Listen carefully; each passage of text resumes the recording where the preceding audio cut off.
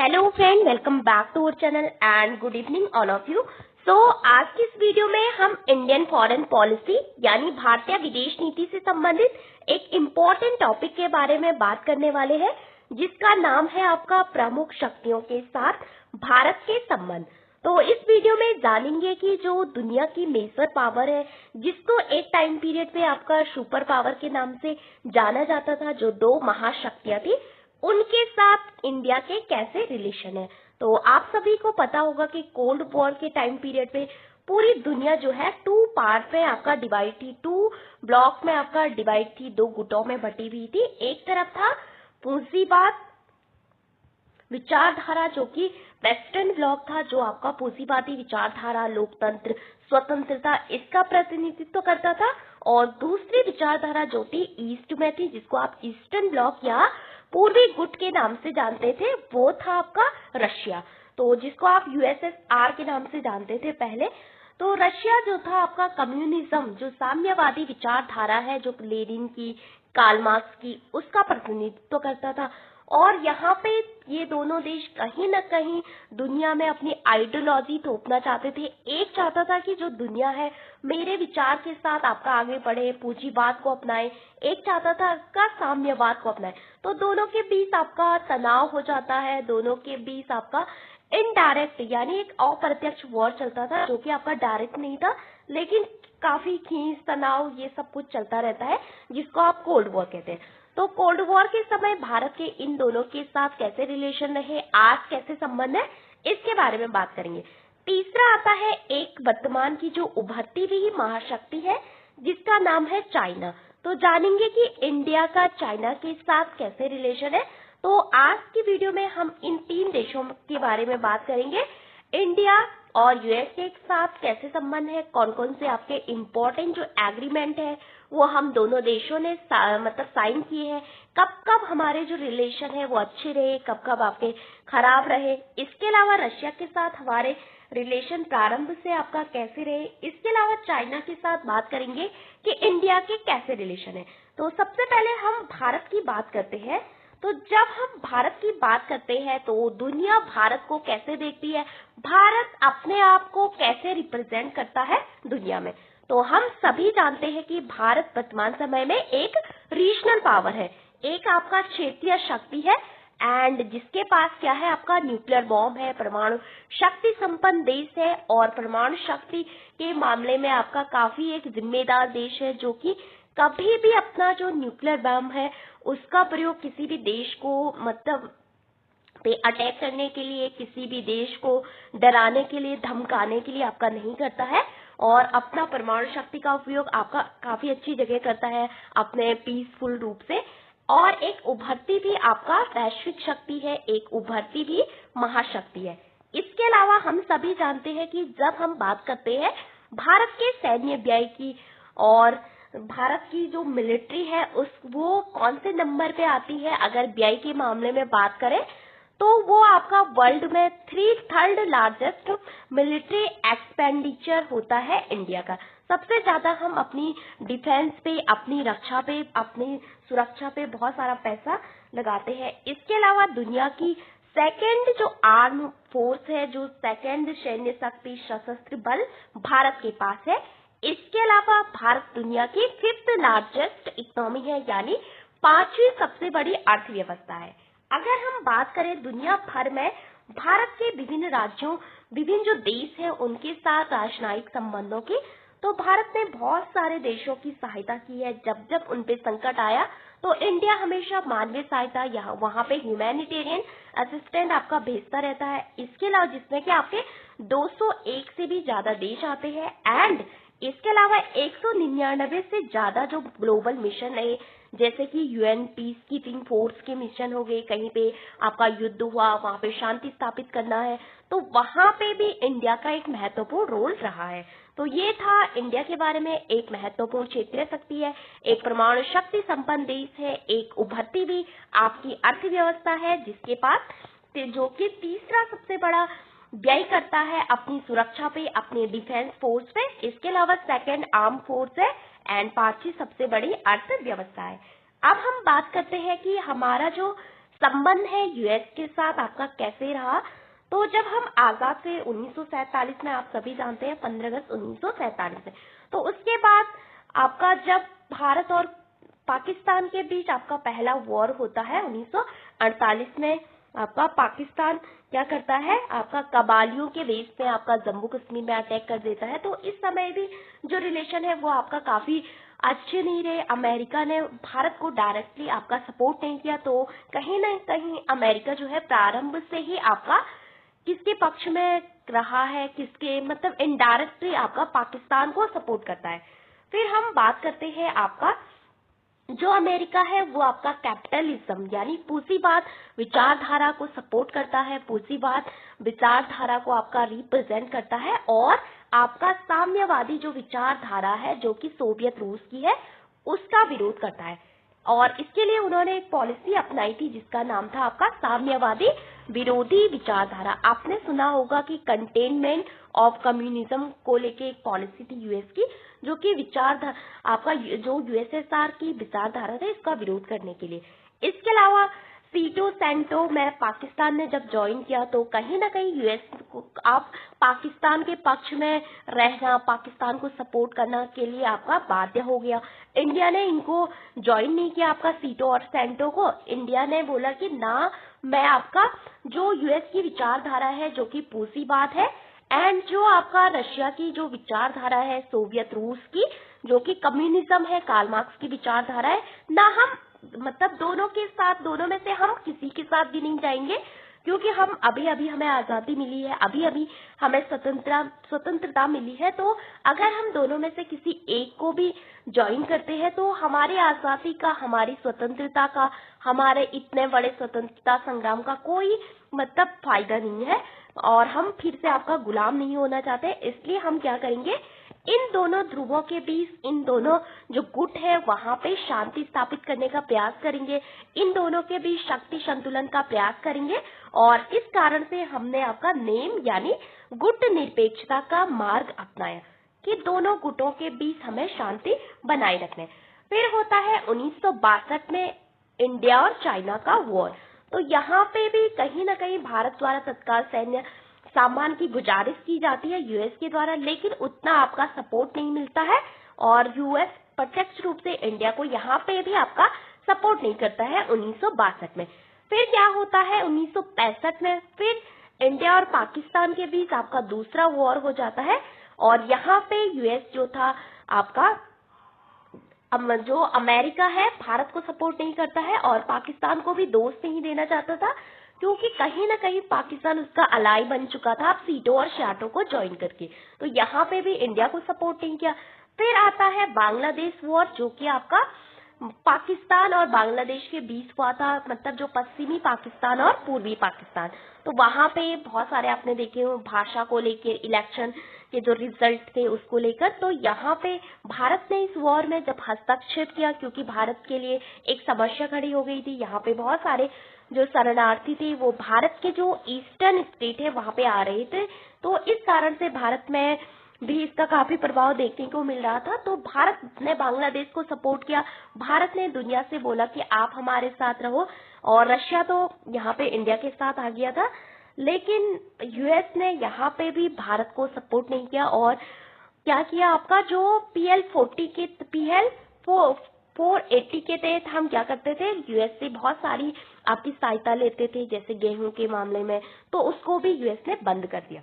उसके बाद कुछ बहुत सारे तनाव के कुछ मुख्य कारण है, जैसे कि नेम में भारत की सक्रिय भूमिका। तो यूएस चाहता था कि इंडिया जो है आपका पूंजीवादी विचारधारा को सपोर्ट करे, लेकिन भारत ने नहीं किया।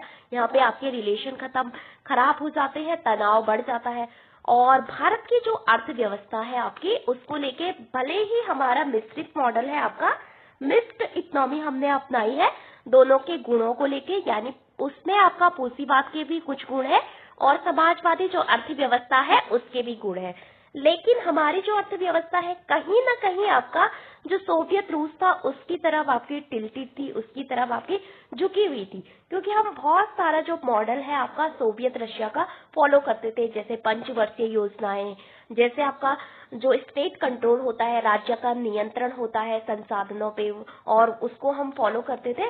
तो इसको लेके भी यूएस काफी नाराज हो गया था कि इंडिया ने बोला कि मेरा तो गुट निरपेक्षता का मार्ग है, तो ये अर्थव्यवस्था आपका पूरी पॉलिसी तो आप सोवियत रूस की फॉलो कर रहे। इसके अलावा एक महत्वपूर्ण तनाव का बिंदु यहाँ पे ये आता है कि इंडिया जो है कम्युनिस्ट चाइना, आपका चाइना में 1949 में आपकी क्रांति होती है दो गुटों के बीच, एक थी सीपीआई पार्टी, एक थी आपकी जो कॉमिनटांग पार्टी थी, उन दोनों के बीच। तो आपका सीपीआई जो कम्युनिस्ट पार्टी ऑफ चाइना वो जीत जाती है, और जो कॉमिनटांग है वो आपका ताइवान जो ताइपे द्वीप है वहां पे चले जाते हैं। तो यहाँ पे कम्युनिस्ट चाइना बनता है एक देश के रूप में, लेकिन इंडिया 1950 में आपका कम्युनिस्ट चाइना को मान्यता देने वाला प्रमुख देशों में से था, प्रमुख शक्तियों मतलब प्रमुख देशों में से एक था। तो अमेरिका नाराज हो जाता है, क्योंकि उसका जो साम्यवादी विचारधारा का जो मतलब कहीं ना कहीं एक और देश उसको रिप्रेजेंट करने आ गया था सोवियत रशिया के साथ। तो भारत ने जब चाइना को मान्यता दी तो यहाँ पे क्या हुआ कि जो अमेरिका था वो नाराज हो गया। तो इस कारण से भी हमारे संबंध आपके खराब हो गए। सीटो सियाटो जो कि 1954 में आपके बने थे, वहां पे इंडिया ने इसको ज्वाइन नहीं किया, लेकिन यूएस से भी नाराज हो गया, पाकिस्तान ने इसको ज्वाइन कर लिया। फिर यूएसएसआर के साथ हमने 1971 में मित्रता की, 20 साल के लिए आपके एक संधि करते हैं कि आप हमारा साथ दोगे जब भी हम प्रॉब्लम में होंगे। तो इस संधि के साथ यूएस काफी मतलब नाराज हो जाता है, बोलता है कि आप कहीं ना कहीं आपकी सारा सब कुछ तो आप यूएसएसआर का फॉलो कर रहे हैं, बोलते हैं कि हम गुट निरपेक्ष है। इसके अलावा 1950 में कोरियन युद्ध में भी और यूनाइटिंग फॉर पीस का भी विरोध किया है। फिर कश्मीर मुद्दे पे यूएस द्वारा पाकिस्तान का समर्थन किया गया। इसके अलावा आपका भारत ने जब 1974 में आपका फर्स्ट न्यूक्लियर टेस्ट किया, वहां पे भी हमें विरोध का सामना करना पड़ा।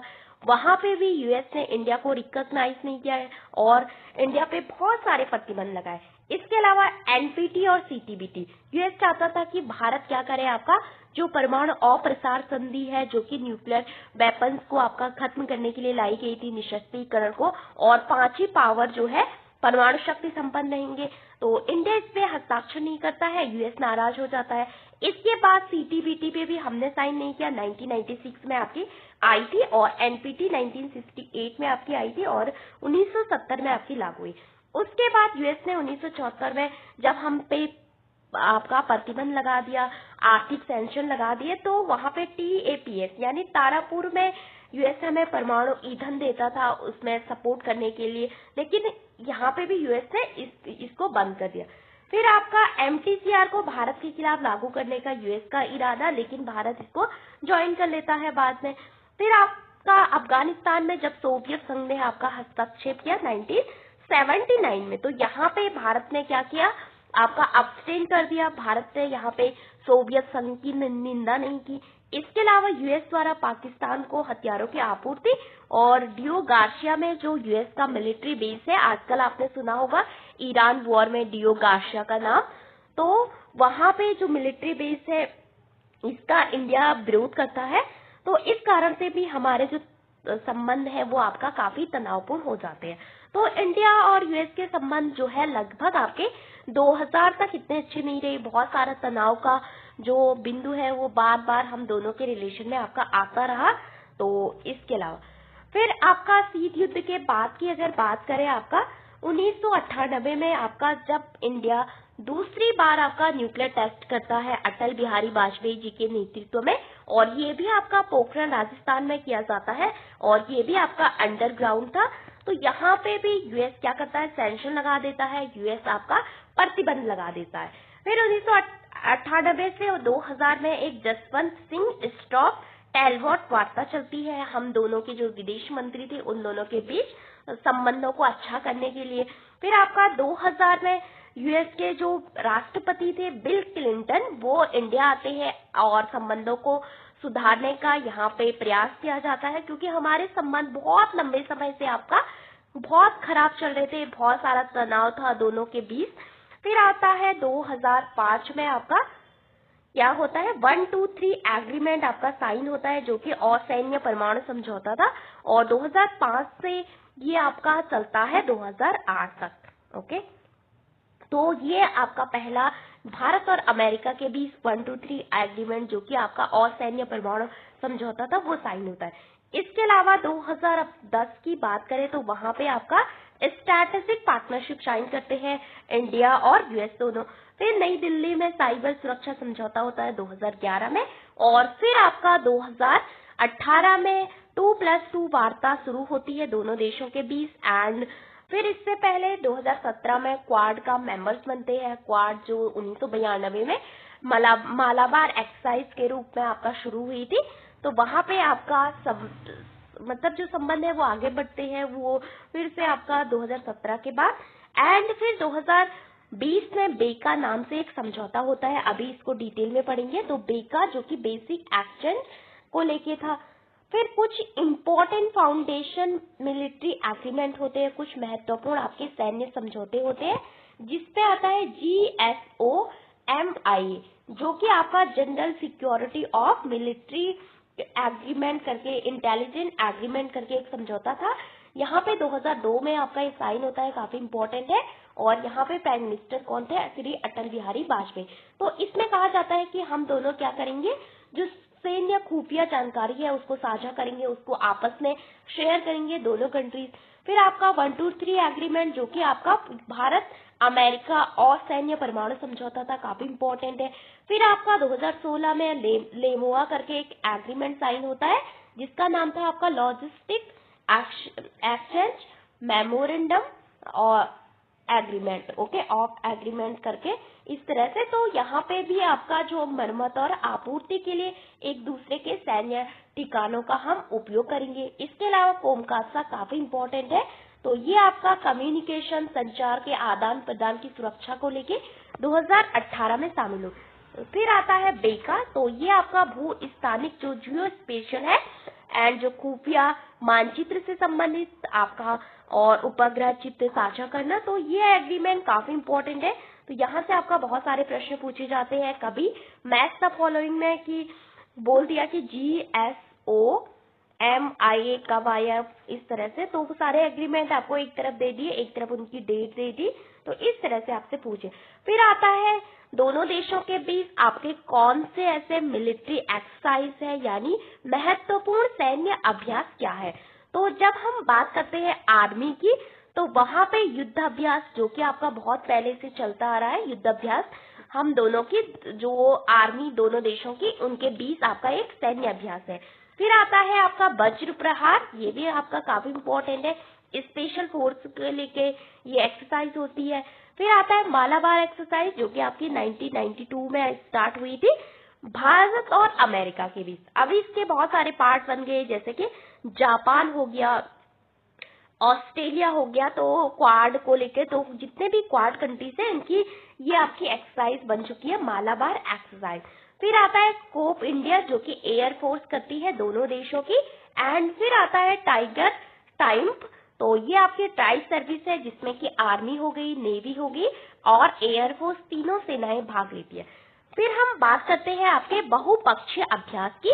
तो बहुपक्षीय अभ्यास की जब बात करते हैं, तो यहाँ पे आता है रेड फ्लैग, फिर आता है आपका रिम्पैक, फिर आता है Cutlass express and sea dragon and Milan. तो ये महत्वपूर्ण एक्सरसाइज है, जिसमें युद्ध अभ्यास आर्मी के बीच, वज्र प्रहार आपका स्पेशल फोर्स के बीच, एंड नेवी जो है मालाबार एक्सरसाइज करती है एंड दोनों देशों की नेवी। इसके अलावा एयरफोर्स, स्कोप इंडिया और ट्राई सर्विस काफी इंपॉर्टेंट है। फिर आपका रेड फ्लैग हो गई, रिम्पैक हो गई, कैटलस एक्सप्रेस हो गई, सी ड्रैगन हो गई, तो ये इंपॉर्टेंट है। एंड यहाँ पे कुछ इंपॉर्टेंट एक्सरसाइज फिर हम अभी, तो हमने क्या क्या देखा, एक बार हम रिवाइज करते हैं। तो जब हम बात करते हैं आपका भारत के वैश्विक रूप का, तो हम यहाँ पे जो प्रमुख शक्तियां हैं उनके साथ इंडिया का रिलेशन पढ़ रहे हैं। तो यहाँ पे भारत एक परमाणु शक्ति संपन्न देश है, एक उभरती हुई क्षेत्रीय शक्ति, उभरती हुई वैश्विक शक्ति है। इसके अलावा विशाल सैन्य बल है भारत के पास, जो कि तीसरे नंबर पे है। एंड दूसरा सबसे बड़ा आपका सशस्त्र बल है मिलिट्री एक्सपेंडिचर के मामले में आपका तीसरे नंबर। आर्थिक महाशक्ति की बात करें तो दुनिया की 5वीं सबसे बड़ी अर्थव्यवस्था है और कूटनीतिक संबंध जो है भारत के दुनिया के बहुत सारे देशों के साथ आते हैं और उनकी सहायता भी इंडिया ने आपका समय समय पे की। इसके अलावा आपका 199 आपका 199 मिशन भारत ने दुनिया में भेजे हैं। तो भारत का जो अंतर्राष्ट्रीय प्रभाव है आपका काफी बढ़ रहा है, वैश्विक मामलों में एक प्रमुख आवाज है। तो यहाँ पे हमने बोला कि भारत की स्थिति, तो गुटनिरपेक्षता का भारत ने मार्ग अपनाया और यूएस ने इसका विरोध किया। और यूएस का क्या था आपका पूंजीवादी मॉडल और साम्यवादी जो विरोधी विचारधारा है उसको मतलब सपोर्ट करता था, मतलब साम्यवाद का विरोध करता था, पूंजीवाद का सपोर्ट करता है। इसके अलावा यूएस नाराज था भारत की जो समाजवादी आर्थिक योजना थी जो कि आपका सोशलिस्ट मॉडल था। और इसके अलावा पाकिस्तान ने जब आपका सैन्य गठबंधन जो कि सैंटो को ज्वाइन किया 1954 में, यूएस नाराज हो गया। फिर आपका अब भारत से नाराज हो गया कि आप भी ज्वाइन करो, आप क्यों नहीं ज्वाइन करे, आपकी जो पड़ोसी कंट्री है उसने तो आपका साइन कर दिया। फिर आता है इंडिया ने कम्युनिस्ट चाइना को आपका जो है रिकॉग्नाइज किया 1949 में, कम्युनिस्ट चाइना को मान्यता दी भारत ने 50 में आपका, तो यूएस नाराज हो गए। इसके अलावा कश्मीर मुद्दे पर पाकिस्तान जनमत संग्रह का हमेशा समर्थन करता है एंड जो शांतिपूर्ण परमाणु विस्फोट था भारत का उसका भी विरोध किया और 1971 में भारत को आर्थिक सहायता भी बंद कर दी एंड हिंद महासागर को जोन ऑफ पीस बनाने की बात करता है एंड तारापुर परमाणु ऊर्जा स्टेशन को जो ईंधन की आपूर्ति करता था उसको भी आपका बंद कर दिया। इसके अलावा हमने देखा बहुत सारे एग्रीमेंट, जैसे कि आपका बहुत सारे मतलब संबंधों में सुधार। पहले तो इसका विरोध करता है, तो दूसरा परमाणु परीक्षण होता है, फिर आपका वार्ता शुरू होती है आपके संबंधों को बदलने की, जिसको कहा जाता है जसवंत टैलबोट वार्ता। तो ये आपकी 1998 से 2000 में हुई थी। फिर बिल क्लिंटन आपसे भारत आते हैं, यूएस के राष्ट्रपति। फिर 2005 में आपका असैन्य परमाणु समझौता होता है। इस समय भारत के प्राइम मिनिस्टर कौन थे? डॉक्टर मनमोहन सिंह। तो 2005 से आपका 2008 तक ये चलता है, जिसको 123 एग्रीमेंट के नाम से भी आपका जाना जाता है। Okay, 123 agreement. फिर आपका आता है 2010 में स्ट्रैटेजिक पार्टनरशिप बनते हैं एंड 2020 में हम एक स्टेप और आगे, जिसको कहा जाता है आपका व्यापक वैश्विक सामरिक साझेदारी, जो हम SPSP नाम से इसको जानते हैं। तो ये आपका काफी इम्पोर्टेंट है। फिर आता है ये इसके इम्पोर्टेंट जो रणनीतिक समझौते थे जो आपका रक्षा से संबंधित था, जिसमें जिसोमिया आता है जो कि सैन्य खुफिया जानकारी साझा करना 2002 में आता है। फिर 2016 में आपका लेमोआ आता है जो रसद विनिमय और मरम्मत और आपूर्ति के लिए सैन्य ठिकानों की उपयोग पर आधारित था। फिर कॉमकास्ट आता है जो कि सुरक्षित संचार और डेटा का आदान प्रदान करता है एंड चौथा था आपका जो बेका है, वो आपका हाल ही में 2020 में आपका साइन हुआ है। फिर 2005 में 123 एग्रीमेंट। फिर हमने देखा कि मिलिट्री एक्सरसाइज, जहाँ पे आपका अगर संयुक्त सैन्य अभ्यास की बात करें तो थल सेना जो कि युद्धाभ्यास करती है। इसके अलावा वज्र प्रहार भी इम्पोर्टेंट है जो कि स्पेशल फोर्स पे आपकी होती है। फिर आपका वायुसेना की बात करें तो यहाँ पे कोप इंडिया हो गई, रेड फ्लैग हो गई। इसके अलावा बहुत सारे एक्सरसाइज है एंड मालाबार एक्सरसाइज। इसके अलावा आपका रिम्पैक एक्सरसाइज जो कि आपकी इम्पोर्टेंट, मालाबार जो कि क्वाड कंट्रीज को लेके आपकी है।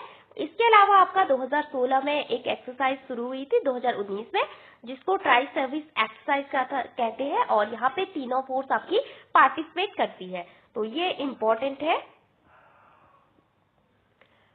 फिर है हमने जैसे देखा कि ऐतिहासिक मतभेद, तो ये हमने देखा कि हमारे बीच बहुत सारे ऐतिहासिक मतभेद रहे हैं, नेम को लेकर, समाजवादी अर्थव्यवस्था का मॉडल को लेके, 1971 में युद्ध, फिर 74 में परमाणु परीक्षण, ये रक्षा समझौते हैं आपके। एंड यहाँ पे जब आपका संबंधों में सुधार होती है, कुछ इंपॉर्टेंट जैसे कि 2+2 वार्ता, आपका व्यापक वैश्विक रणनीतिक भागीदारी, इसके अलावा ये आपके सैन्य अभ्यास है।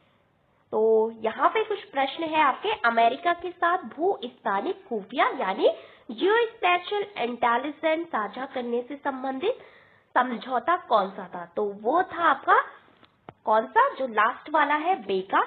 ये हुआ था आपका जिसोमिया 2002 में, जो कि जियो स्पेशल इंटेलिजेंट को आपका लेके था, फिर 2016 में लेमोआ एंड 2018 में आपका कोमकासा एंड लास्ट में बेका। फिर आता है भारत अमेरिका और सैन्य परमाणु समझौते को किस नाम से आपका जाना जाता है। तो इसको आपका किस नाम से जाना जाता है, 123 एग्रीमेंट, जो कि 2005 से आपका 2008 में जाके फाइनल हुआ था। फिर आता है 2+2 डायलॉग, ये आपका 2018 में शुरू हुआ था और बहुत सारी कंट्रीज के साथ भारत का 2+2 डायलॉग है, जिसमें कि आपका जापान हो गया, रशिया के साथ 2021 में हमने शुरू किया था। फिर आपका ऑस्ट्रेलिया के साथ भी है, यूके के साथ भी है, तो ये आपका इम्पोर्टेंट है। फिर आता है सिविल पैक्ट, जिसको आपका ये कहा गया 123 एग्रीमेंट, नो सिविल पैक्ट आपका दूसरा था, एंड SPSP ये आपका 2020 में होता है। एंड भारत और अमेरिका के बीच ट्राई सर्विस यानी त्रिसेवा सैन्य अभ्यास का नाम क्या है, तो ये आपका 2019 में शुरू हुआ था। इसका नाम क्या है, टाइगर ट्राइब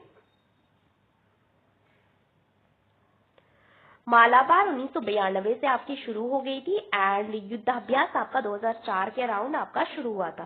फिर अगले वीडियो में हम सोवियत रशिया के साथ पढ़ेंगे, क्योंकि बहुत बड़ी वीडियो बन रही है। तो इस वीडियो में हमने देखा अमेरिका के साथ इंडिया के कैसे संबंध है, कैसे रिलेशन है। तो दूसरी वीडियो में हम देखेंगे आपका रशिया के साथ इंडिया के कैसे रिलेशन है, कब से आपके शुरू हुए, इसके अलावा टकराव के महत्वपूर्ण कारण कौन कौन से रहे। ओके, एंड यहाँ पे भी आपका बहुत सारे जो संगठन है जैसे सीटो शाटो इम्पोर्टेंट है, और प्रश्न पूछा गया था निम्न में से कौन से जो संगठन है उसका यूएस सदस्य नहीं था, तो सेंटो का सदस्य आपका नहीं था यूएस। इसके अलावा इंडो सोवियत ट्रीटी, इसका भी विरोध किया था यूएस ने, बोला कि आप तो बोल रहे थे हमारा गुटनिरपेक्षता का मार्ग है। इसके अलावा यूएस चाहता था कि इंडिया क्या करे, आपका एनपीटी सीटीबीटी आपका ज्वाइन करे, तो भारत ने इसको ज्वाइन नहीं किया। इसके अलावा बहुत सारी चीजें जैसे कि आपका कोरिया में रिफ्यूज, मतलब यूएस सपोर्ट को रिफ्यूज करना, ये इम्पोर्टेंट है। फिर आपका आता है अफगानिस्तान में एब्सटेंड कर देना, जो वीटो होते, जो आपका वोटिंग होती है यूएन में, उसको लेके। तो ये था भारत और यूएस के कुछ रिलेशन।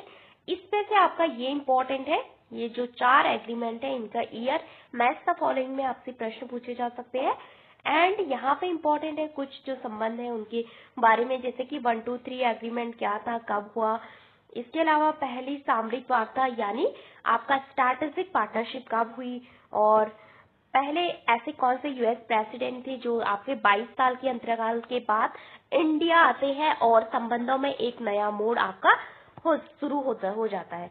फिर आपका आता है सैन्य अभ्यास आपके कौन कौन से हैं, जैसे बाइलेटरल सैन्य अभ्यास, जैसे युद्ध अभ्यास हो गया, वज्र प्रहार हो गया, मालाबार एक्सरसाइज हो गई, Cope India, tiger triumph, and multilateral यानी जो बहुत सारे क्षेत्रों को एक साथ लेके चलती है, रेड फ्लैग हो गया, रिम्पैक हो गई, कटलास एक्सप्रेस हो गई, सी ड्रैगन हो गई, एंड मिलन हो गया।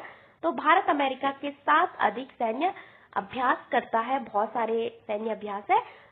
आज की वीडियो में हमने पढ़ा भारत और अमेरिका के संबंध कैसे रहे, कब आपका तनाव रहा दोनों के बीच, आपके संबंधों को लेके कब अच्छे रहे। अच्छे तो आपके उतने नहीं रहे जितने आपके हमेशा तनाव में रहे, वर्तमान समय में भी आपके उतने अच्छे नहीं है, क्योंकि टैरिफ को लेके आपने देखा होगा। तो ये था भारत और अमेरिका के संबंध। अगले वीडियो में हम पढ़ेंगे भारत और रशिया के संबंध कैसे रहे, क्योंकि वीडियो आपकी बहुत बड़ी बन रही है, तो ये बहुत बड़ी आपकी बन जाएगी। So thank you for watching this video.